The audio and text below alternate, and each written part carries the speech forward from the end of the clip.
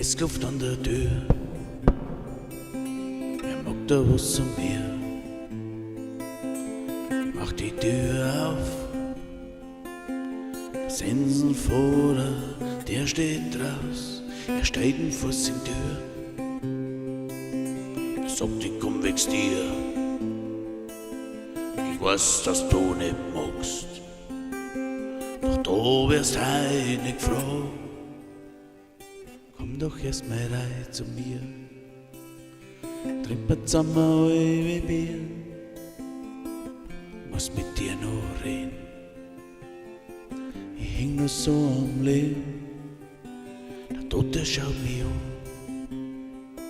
fragt, hast du auch einen Schnapsel da? Dann trinkt man noch ein Wein, und du verzählst vom Leben.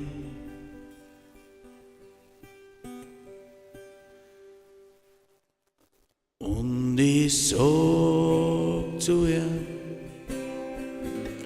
hätt ich das gewusst, dass du so früh kommst, hätt ich die Zeit besser genutzt.